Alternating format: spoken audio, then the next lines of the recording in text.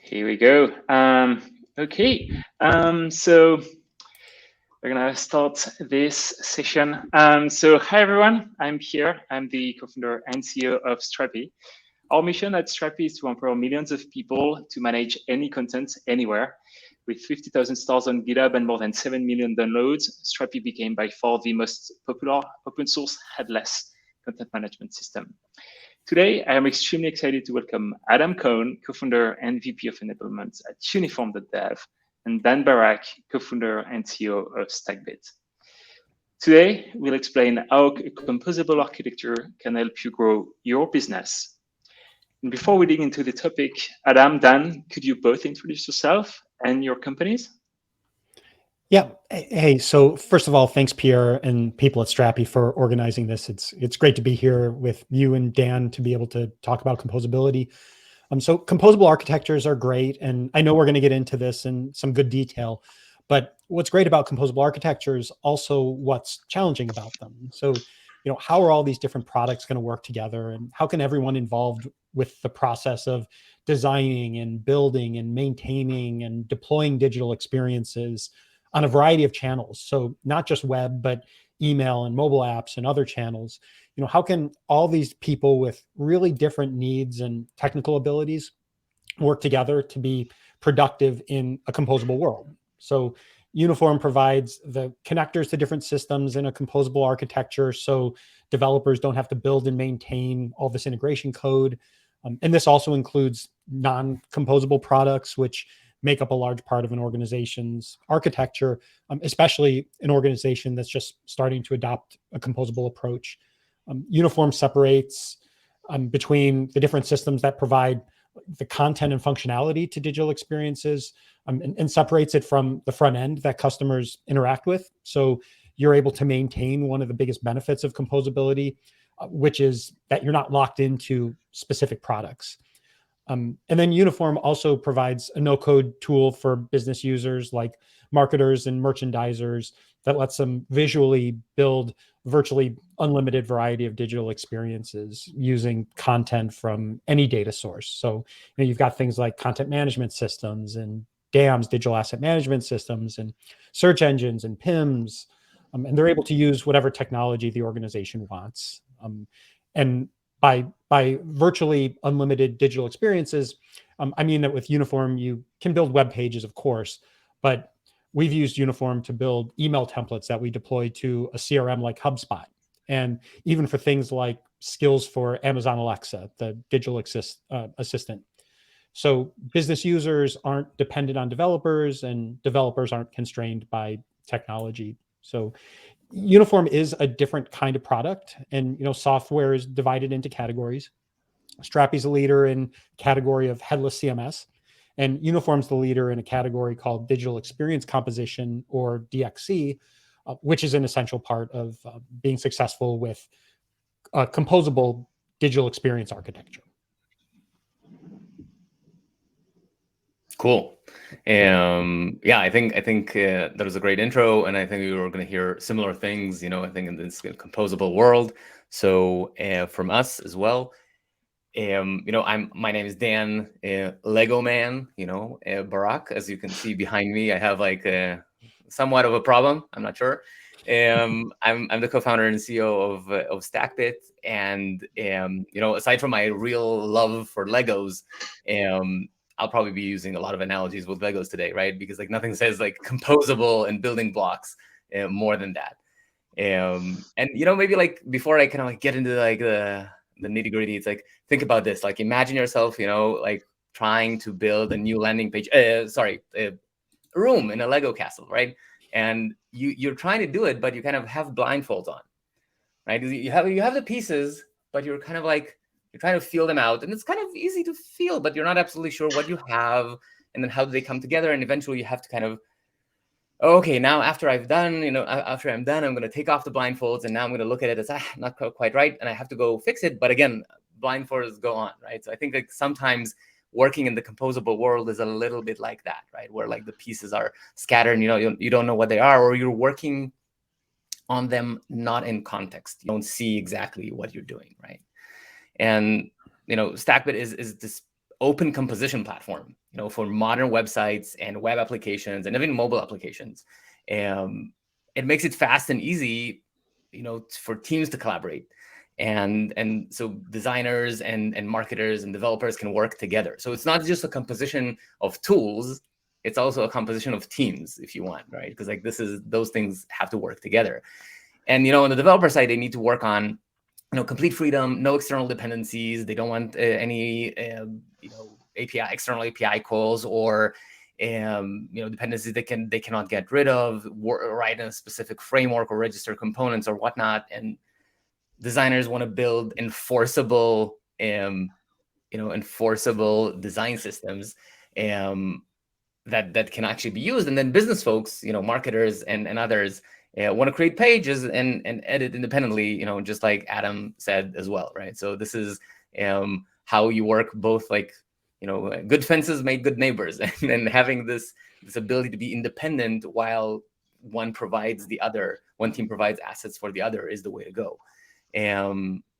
So when your marketing team is, building a new web page, they have the components that they need. Those components will come, exactly as your developers have decided to build them, pulling content from where they wanted them to pull content from, because that's what makes the most sense. The design team will work with their Figma or where their preferred tools to provide an enforceable system. So like a new page and a new component looks exactly on brand. And Stackbit is like this platform that makes it all happen on a composable headless stack, and provides you with flexibility and freedom, and can even often save you a lot of money. Which, by the way, this is where the analogy with Lego stops, because Lego does not save you any money. Well, thank you so much, Dan. I think this is best analogy we could have. Of course, Legos are all about composing, and I was about to share the definition of composability for the broader audience. So yeah, we talk a lot about composability these days, and actually composability only means modularity. So everything is a module. It is as simple as this.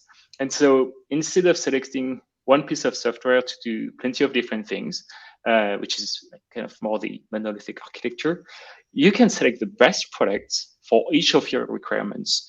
So if you need specific tools for personalizing the content, you're going to use that tool instead of having many different tools, instead of having only one tool that do plenty of different things well, but not in an excellent way. So because you can select the best products, you can actually seamlessly integrate them together. And this is really what composability is about. And so you can build your own stack.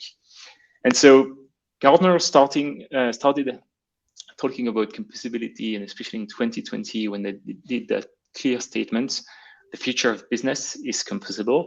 So this is really what they shared 2 years ago. And to me, this is even more relevant to the Jamstack ecosystem, because a few years ago, websites were still built through monolith architectures. But today, companies need to manage content on mobile applications, on IoT, on ATMs, and plenty of different platforms.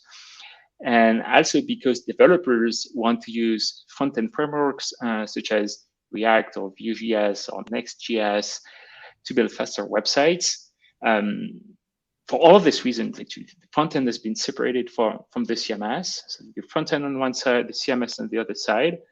And now there is this whole Jamstack ecosystem with many, many tools that emerged, Uniform, Stackbit, and Strapi being some of them.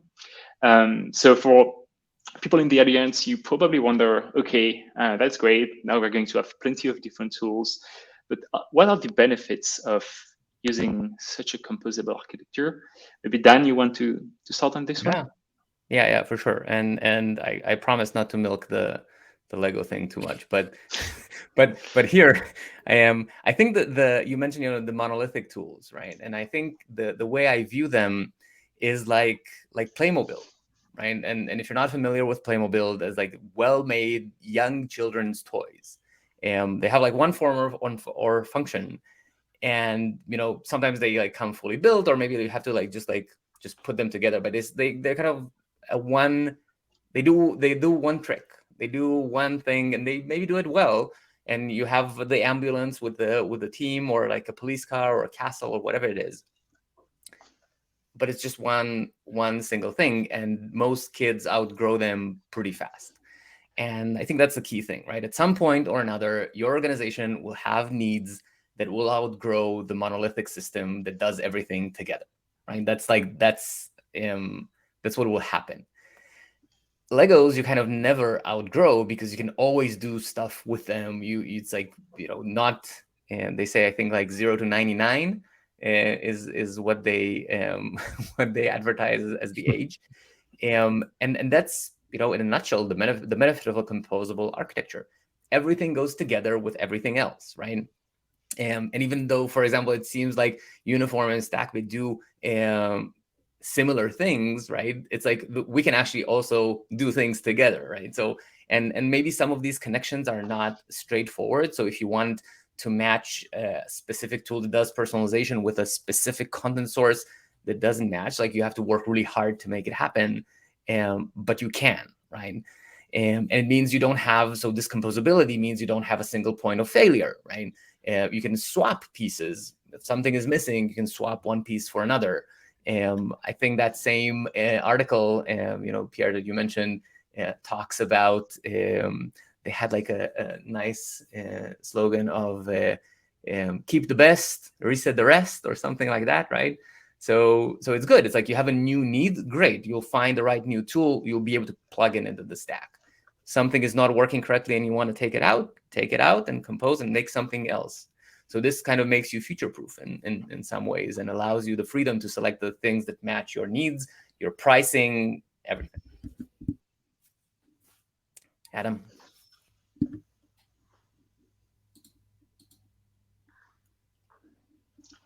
Adam, anything to add?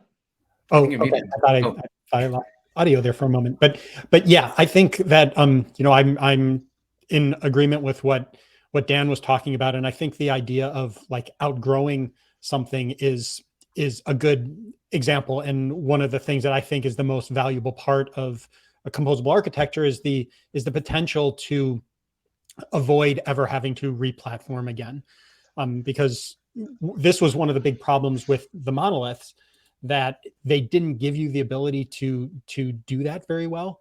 And replatforming is, for people who maybe are kind of new to the concept, it's what organizations have had to do in the past in order to be able to adopt new technology, especially in like the CMS and the digital experience space. So you rip out the current system and adopt a new one.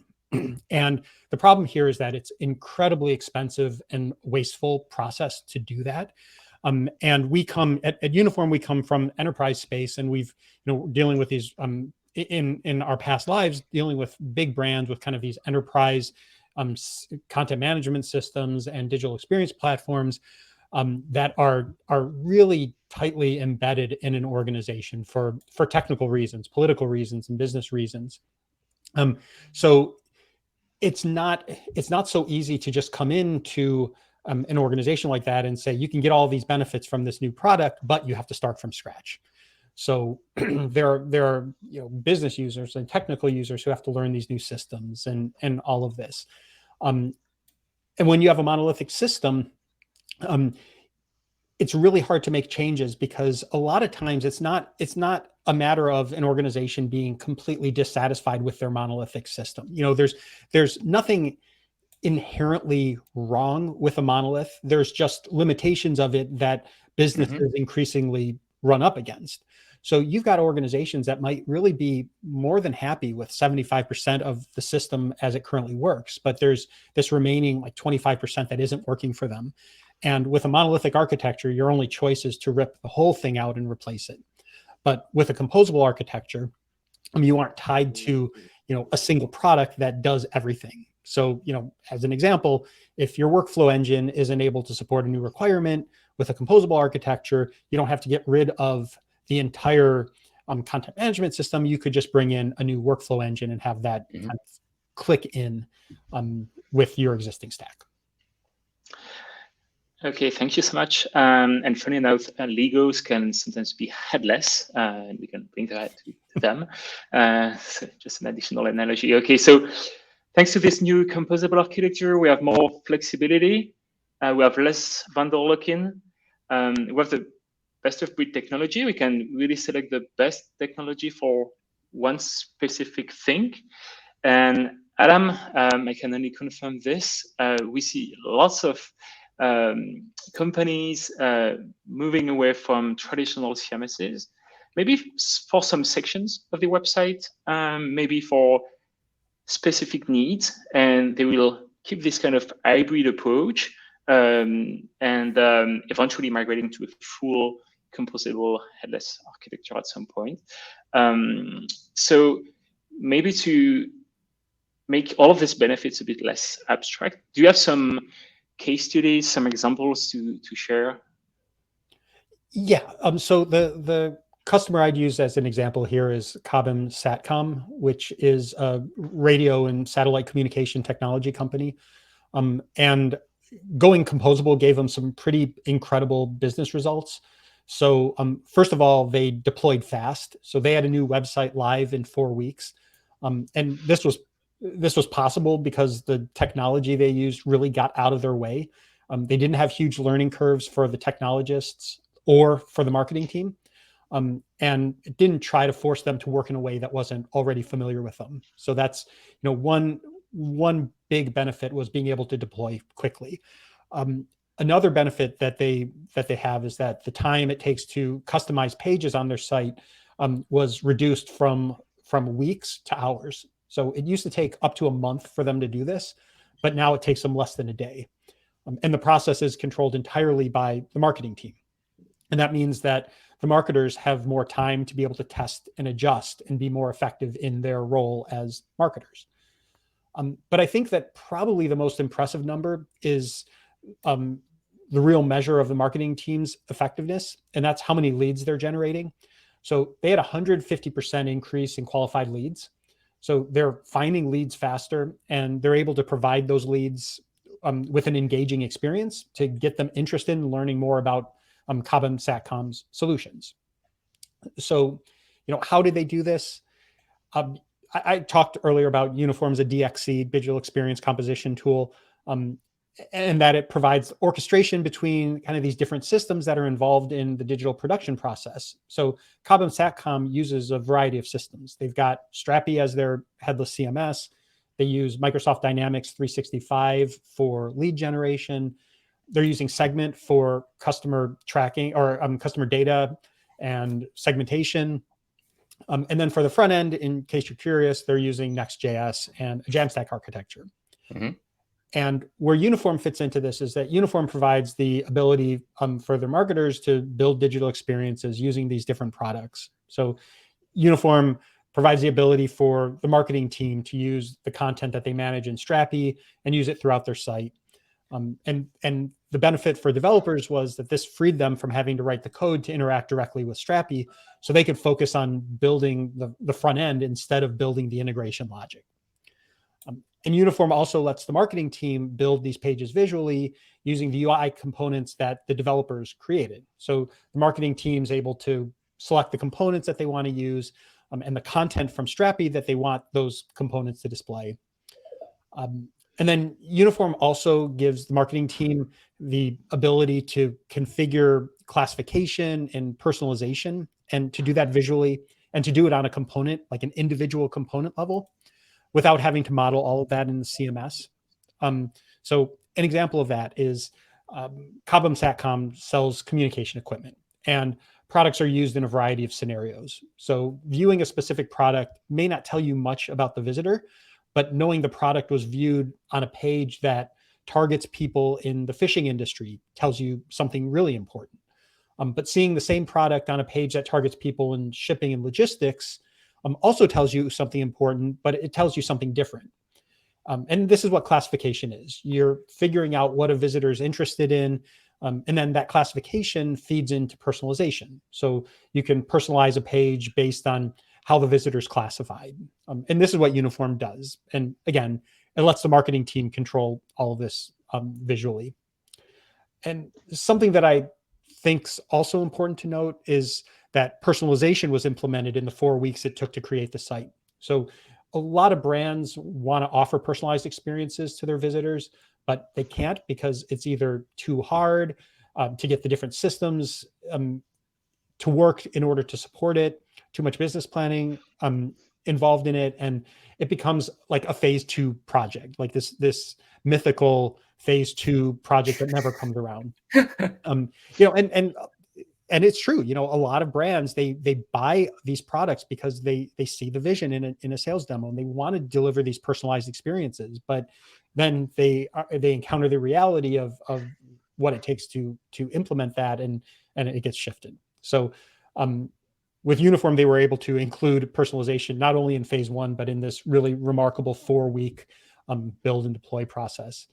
And personalization is a huge driver in that massive increase in the qualified leads. And then I think there's one last benefit that I'd like to mention, and it's important, but a little harder to quantify than things like faster time to market and the number of leads.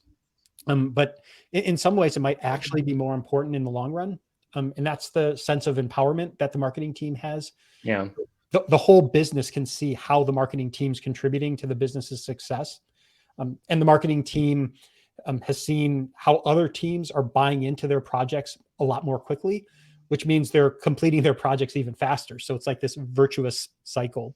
And the marketing team has really become like this internal digital agency. I mean, they have credibility that they just didn't have 6 months ago. And they even have the bandwidth to be able to start working with external partners. So it's, when we're looking for a success story of, taking these benefits of composable architectures and, do brands really get this kind of value? I think Cobham Satcom is a great example of that. Okay, thanks for sharing this. And I guess, the marketing team doesn't have this feeling of being locked into a solution that they bought like 5 years ago, and they can't connect it to any other tool. And now with this specific use case, if in 2 weeks from now they decide to use another tool with Uniform, they can easily do this, which is a game changer for them. Dan, any customer story to share with us? Yeah, I think I had a really hard time kind of like narrowing it down to one when I was like, I decided to actually share Takeda. So Takeda is Takeda Pharmaceuticals, is one of the most innovative biomedical companies in the world. I think they're like the top 10 pharma companies completely in the whole world, and the biggest one in Asia. And they have like a huge digital workforce of I don't know, tens of thousands, over 60,000 employees. And they were kind of on this journey to make a lot of changes and bring Takeda into like, the digital world. And they had to move off of Episerver specifically. And, our champion there was like the head of digital product and DevOps. He was looking at like, how do I make this future proof, right? I think maybe to Adam's point of like, I don't want to refactor everything again. So I want to create something that I can actually use in the long term for various setups. So he decided to make Stackbit the center of like the platform that he plugs things into, and things would work together. Specifically, he decided to choose Sanity as the CMS, and a bunch of other tools working with Next.js in the front end as well. And the result, or it's like that they're now using one set of components, right, that they've created, that this like team of developers has created, and they're using it over 80 different websites.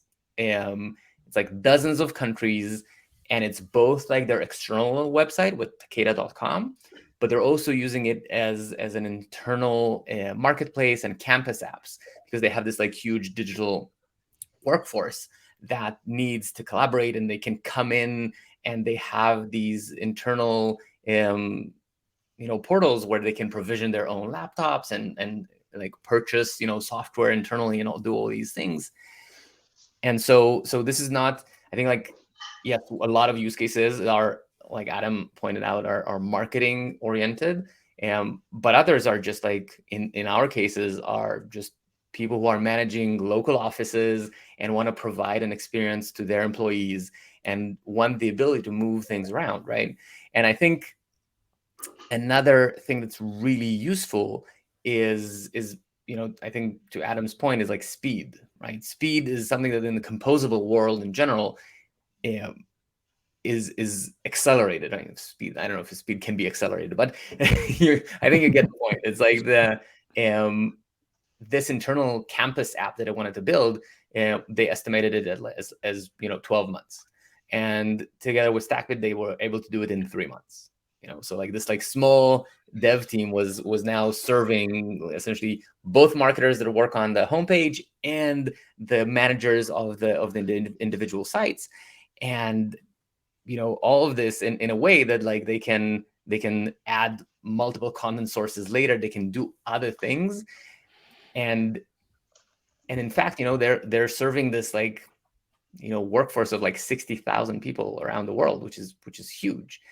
And I think one of the interesting things is that it doesn't really just stop there, right? It doesn't stop with what they're doing right now. It's I think so Dave's point was that this is it's not just web content, right? It's actually structured content that's in a database, and Stackbit essentially allows them for their components that they're building to pull data from any source that works, right? So not everything sits in a headless CMS. Some things sit in Figma, for example, right? Stackbit supports designers working in Figma and like the tokens being synced to components and being reflected on the website. Some content will sit in your Mongo or in your Postgres or whatever, because it's like your profiles of your users, or I don't know what, and it still makes it to the site. So for him, it's like, oh, I can work with any content source, and then it allows us, right, Takeda, to build mobile platforms and Microsoft Mesh, and even they're now going to work on AR and VR experiences. So think about this power of modularity, going from a monolithic system that was an epi server and could do very little, to now being able to not only am I moving fast, I am giving the editing experience I want to the people I want, right? And they also have these various segments. So for example, you have a team in France that can only work on the French version, right, of the website. And maybe there's the developers can obviously have access to everything to move things around, but you might want the HR team to only be able to access pages that have to do with hiring and job openings and company culture.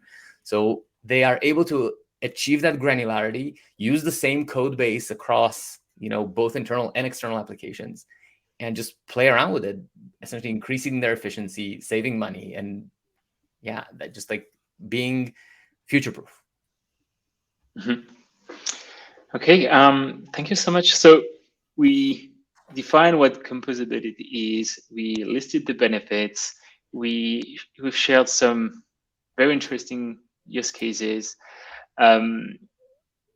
but not every composable architecture is created equal. You mentioned that it can drastically shorten the time to production, which is absolutely amazing. Adam, you mentioned the integration between Uniform and Strapi, which is as simple as one click, majority of all of the integrations out there.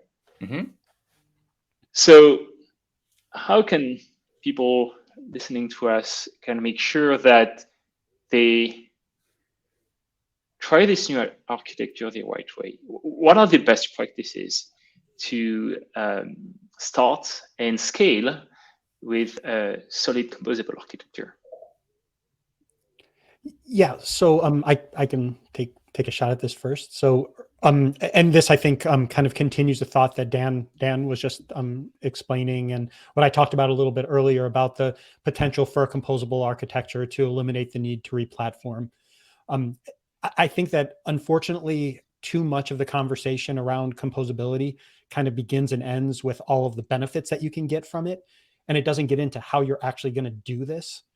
And I think the idea of replatforming is a good example of this. So if you don't build your composable architecture the right way, you're going to end up with the same limitations that you have with a monolith. So sorry, Dan, I'm gonna borrow the Lego analogy here for a little bit. Go for it. It's inevitable here, but building a composable architecture the right way is like building something with Legos. And the pieces fit together snugly, but you can remove them whenever you want to, and you end up with something that's new and bigger than the sum of its parts. The wrong way to use Lego blocks is to glue the Lego pieces together. And now again, this just like a Dan, you ran into a limitation of this analogy. This I do too, because there's no benefit to gluing Lego blocks together. But gluing components in a composable architecture is really common, because most of the instructions on how to connect composable products use an approach that's exactly like gluing Lego pieces together. Your front end code has logic embedded in it to directly interact with the data sources and systems that are providing content to the front end and functionality to the front end. So you want a composable architecture, meaning an architecture that continues to be flexible and adaptable. And sometimes at Uniform, we talk about a composable architecture versus a composed architecture. And what we mean is that you can select all these composable products, and then you can connect them in a way that you end up with an architecture of composable products, but not a composable architecture, because you lose all the flexibility and adaptability that you want from a composable architecture when the components in that architecture are glued together. So the architecture itself isn't composable anymore. So you really need to think about composability like not as a destination, but as an ongoing process. And I think if you read kind of the research that comes out of like the big analyst firms like Gartner and Forrester, who are really big on composability, you'll see that they don't even make a distinction between composable technology and composable like business and business processes, because they're so interconnected and so related. And I think this is another way of kind of thinking about this as being composability being a mindset. It's not a goal. It's not something that's on a checklist or a project requirement. It's something that lives and breathes and continues on with your architecture. So when I talked about what Uniform does and the problems we solve, I think this is a big part of it. You can build a composable architecture the wrong way or the right way, but what Uniform is doing is making it easier for you to do it the right way. Thank you. Dan, anything to add? Yeah, I think Adam, you're right on point. And we see these solutions that are supposedly like modern, but they're exactly like everything is tied together with like, oh, we are able to provide you with visualization and we're with whatever, but like everything has to be like, you have to write your components in a certain way or just use ours. Or like your content is actually you have to store the content with us. You can't choose your own content storage, and we're gonna also like, by the way, charge you probably for serving it, right? So it's like, yay. Yeah, so it's not really composable. So I think that's very true. I think the ultimate goal, like, so I'll share some best practices as well. I think the ultimate goal is like, what do we want with these best practices, right? So we want fast time to market, right? So being able to iterate, not just like changing the whole website or architecture, but just marketers and wherever who wants to make changes, just make them and bring them to production quickly. And we want to have a really good product at the end, right? Because like you can obviously have a very simple landing page that doesn't adhere to anything and it's like pretty poorly built with like some web builder that doesn't actually scale. So we want a good end product that's fast and performant, and the SEO and everything is great if we're talking about a website, and then we want just rapid iteration.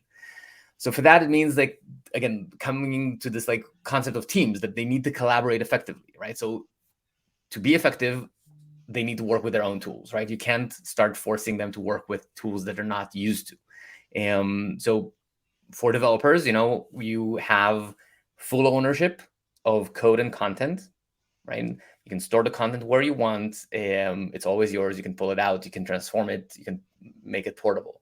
You can integrate with any third party, right? If you go to a solution that you're dependent on them to create integrations for you, then that's not something that it will work, right? You want to be able to, like, sometimes, again, pull data from your own Postgres or something. So there's no integration for that, or some other new tool that you don't want to wait for.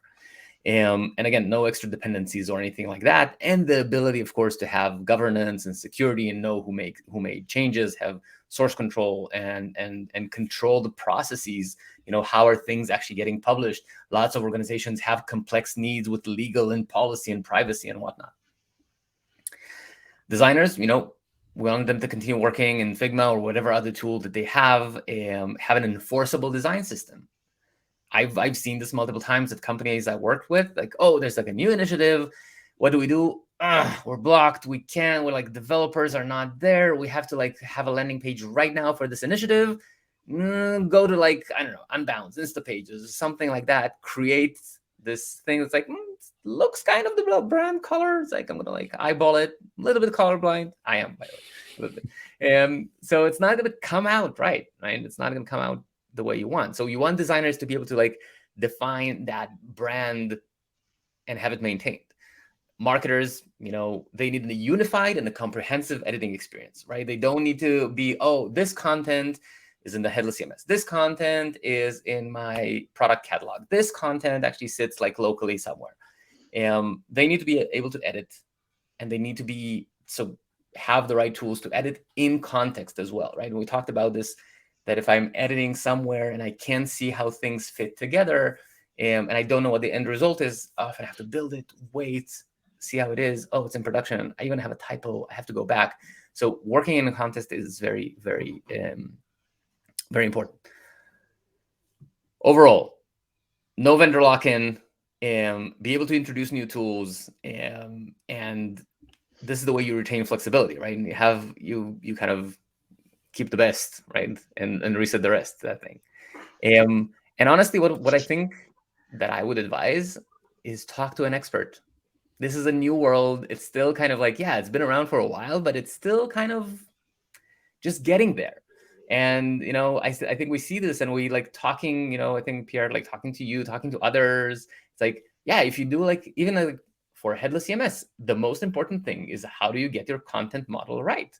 If you created something that works and is flexible and marketers can work with, that's great. But if you essentially try to do something, but in your head, you're still in the monolithic world, like Adam said, then you're going to create something that is too tightly bound to something else, and then it's not going to work. So I think,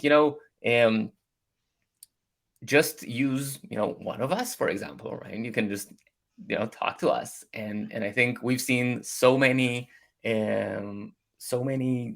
customers amongst ourselves, and so many architectures.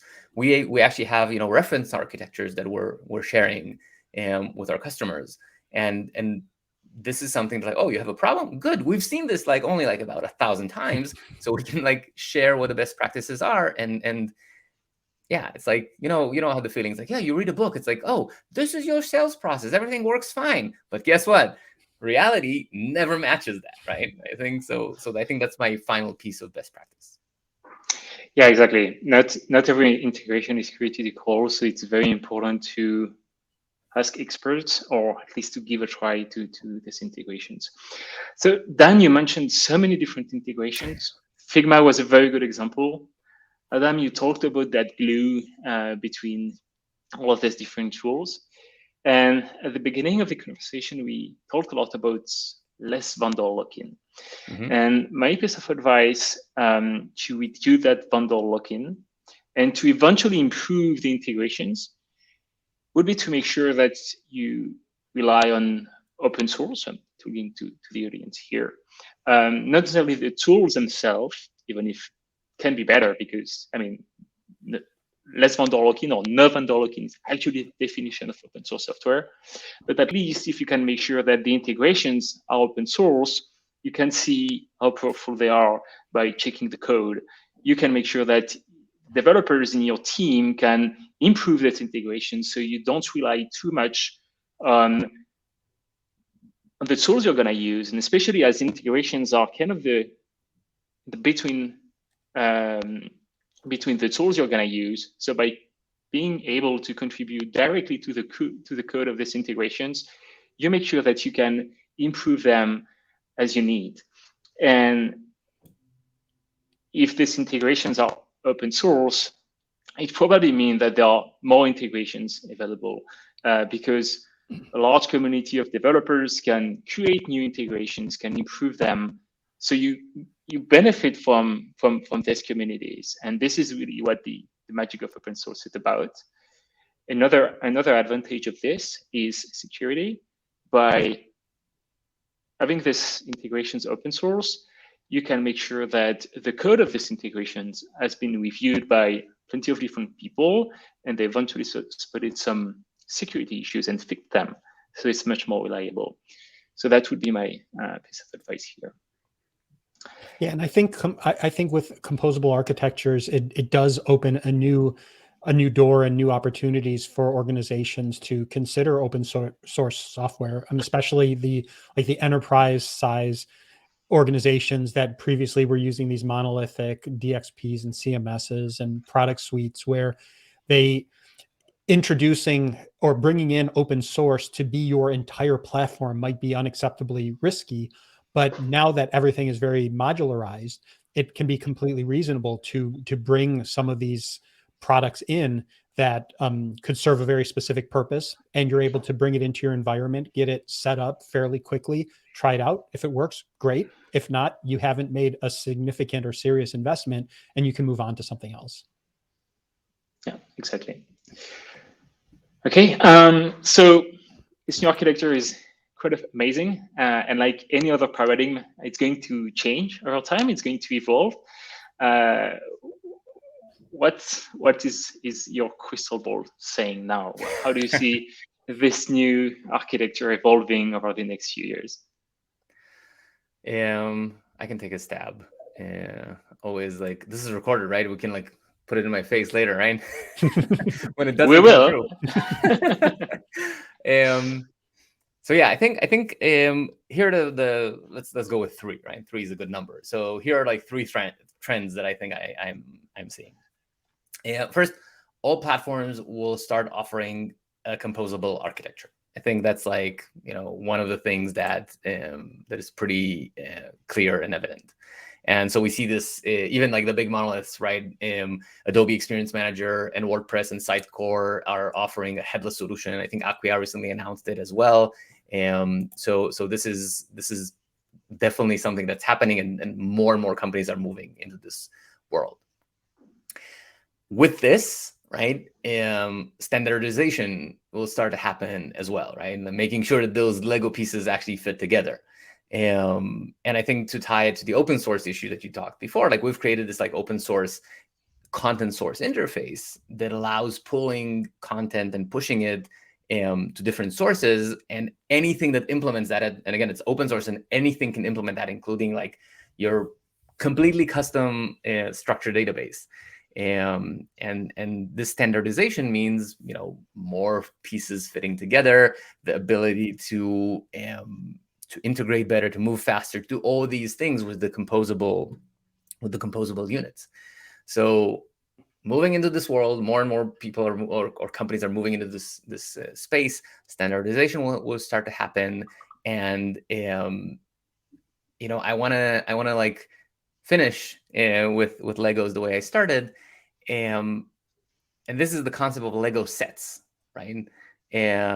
So this is, people don't necessarily go and buy bulk Legos, right? Some do, me, but most people, right, most people that are not super passionate about it, or early adopters, etc., then they wanted the Lego set. They want only the pieces they need, all the pieces they need, and the instructions to put them together, right? So this is the Lego set concept, and most people start that way, and then they can customize, right? But like, it's very daunting to be like, oh, I just have like a random set of pieces, and I have to like build something very meaningful out of it. It's very daunting. So the Lego set is a very good place to start.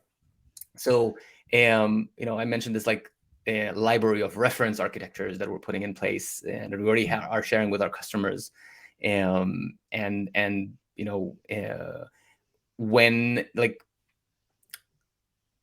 a lot of companies are talking about atomic design and building things like very modularly, but again, we're getting to the same problem of how do you make that tangible? And like if you have to build a new landing page and you just have like all the buttons and things in place and you now like need to assemble them all together, it's not like that, right? You want sets that are kind of ready and you can plug them in.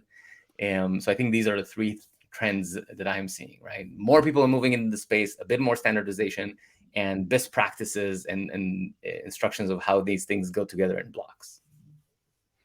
Yeah, and I think on my side, I definitely agree with that first prediction. You know, everybody is an authority on composability these days. It's a little surprising seeing people who, you know, a couple months ago were slinging the big monolith, and now it's all about composability. So yeah, and I think there's there'll be some muddying of the water, but I also think it will allow the vendors that are offering the solutions that are really true to what composability is really all about, and not just trying to recreate vendor lock-in with the latest buzzword. I think those will rise to the top. I'm not as optimistic with the second prediction about standardization happening. I've been doing integration for pretty much my entire career, and it's like there have been so many attempts at that, and I haven't seen it ever really pan out. I'm still, I mean, it'd be great if it happens, but I think that the vendors that have the superior product and have the better message, and are able to deliver the real business value to organizations, the ones who have the case studies that demonstrate this, those are the ones that are going to kind of have their way. And everybody's either going to have to work within the kind of the rules that are set by the winners, or else they're going to go off in their own direction.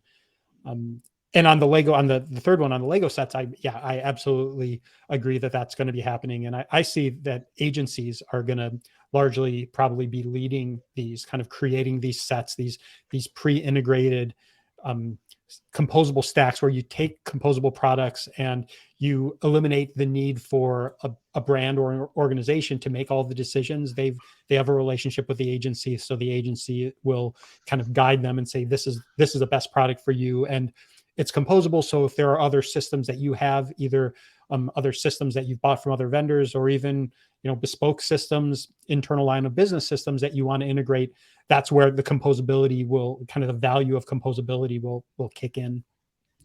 For my own prediction, I'll say that selecting a DXC is going to end up being as important as choosing a CMS. And as more organizations adopt the technology, there are going to be success stories and horror stories. The success stories are going to be the cases where the DXC is used as a means to enable integration and orchestration across the composable stack, and to do the things that Dan and I have been talking about. Letting business users be productive even though their work is spread across multiple products, and that also cater to developers, that let developers focus on solving the challenges that are really unique to an organization instead of spending their time on this integration or glue code. I think the horror stories are going to come from organizations that, glued their Lego pieces together, the ones that wrote a lot of integration code that connects the different systems together directly. And this might happen when an organization builds their own composable stack, or if an agency with either an agenda like loyalty to a specific vendor over loyalty to their customer, or lack of experience, does the implementation. But the result will be bad for developers and for business users.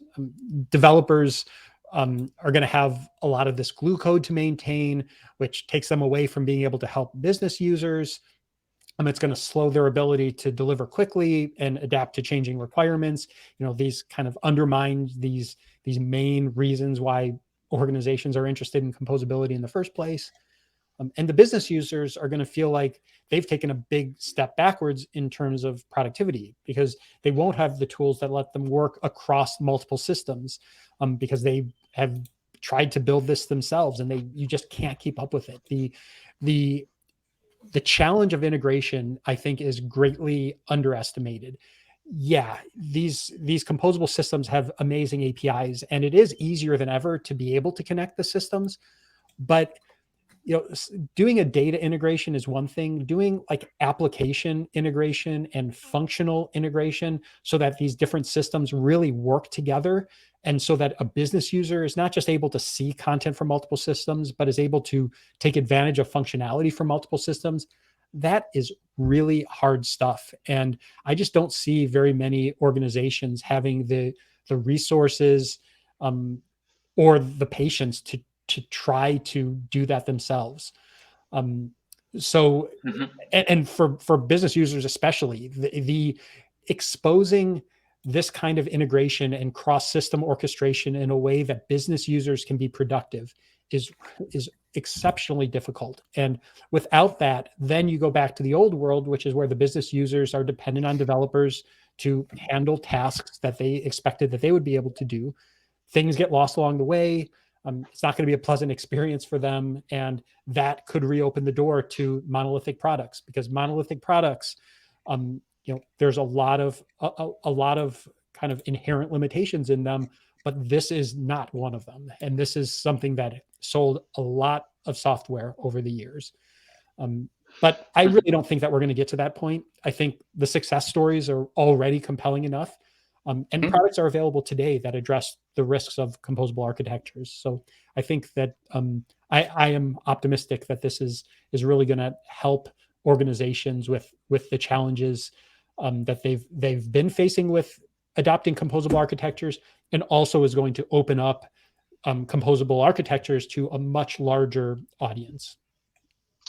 Okay, thanks, Adam. And all of us are on a mission to make all of these integrations very smooth, so we make sure that things are working really well.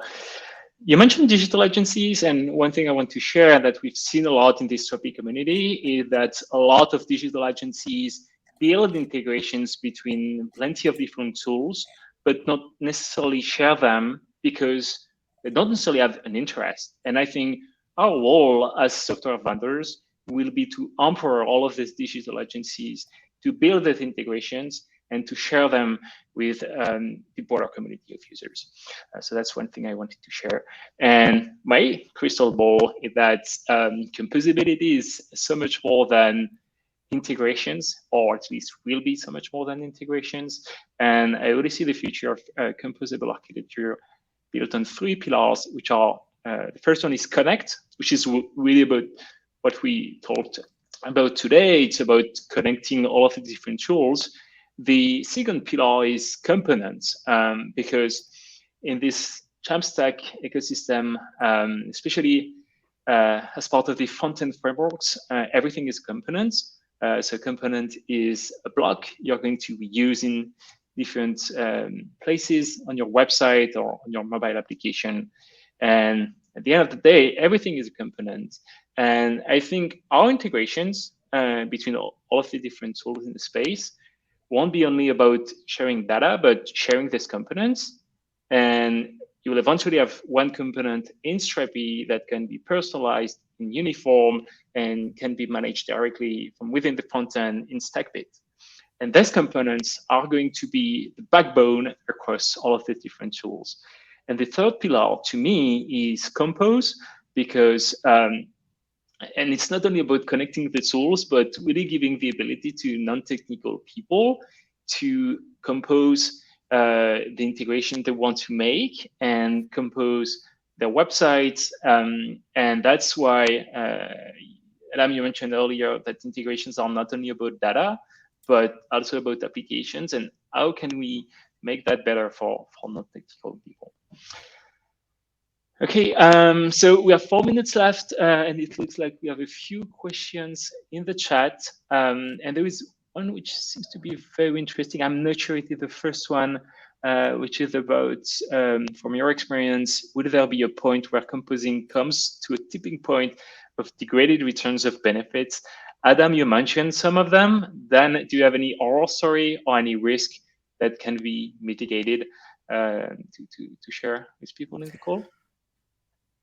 I think it's like, in the short time that we have and not to monopolize it, I think I'm very much I'm very much a proponent of what Adam said before, right? I think like the platform itself that uses to tie everything together in a context, like that's the thing that you need, because it's essentially, yes, there are like the horror stories are, oh my God, I need to change something, but I don't know where it is because I have so many pieces and I have to log into all of them to be like, oh, is this actually, the headless CMS? Is this in the product catalog? Where is this thing? I have to email somebody. I don't know. I'm scrambling and there's time pressure. And how do I do it? Because now everything is too composable, right? So I don't know where to go. So I think having that one place, it's like, yes, have your Legos, have everything in place, but like make sure that you have that for the person who needs to drive impact through the website, through the digital experience. They have the ability to just work in context and get fast to market, right? Make the change that they want and drive it. Okay, thanks a lot. And I can only reiterate on using open source integrations. By doing this, you make sure that you're not stuck into an integration that doesn't do everything you'd like to do. And so by having the ability to contribute to that specific integration, you can add some functionalities so you make sure that you're not stuck into something you can't control. So even the software isn't proprietary, which is maybe not ideal, you can at least customize the integration and make sure that you can do what you want to do. Yeah. Okay, we have 2 minutes left to wrap up the call. Then, Adam, is there anything you would like to share with people in this call? Any event, any announcement that you're going to make in the upcoming weeks? Yeah, so I can start with this one. So today's conversation has been a great start, but there's a lot more to talk about with composability. So on November 15th, we're hosting DXC Assembly, the first ever virtual conference dedicated entirely to digital experience composition and composability. So we've got speakers, including Pierre, who are going to talk about the kinds of business results that brands have realized using composable architectures. So the link is, I think in my background, we'll put it in the chat also, but hope to see you there. Thank Sounds you. good. Dan? Yeah, definitely. So Jamstack Conf is coming up. So if you happen to be in SF next week, then I will be there, and a bunch of other folks from the team as well. So it's a good opportunity to come and meet us. If you need, by the way, we like hit us up for discount tickets if you need to come and you decide last minute. And in general, I think that'd be really good to see folks in person and talk about, be able to demo, etc. Please feel free to email me directly. I'm Dan at Stackbit. If you want me to share these, the best practices for website that we're seeing, the reference architectures, we're more than happy to do so. So just please email me directly.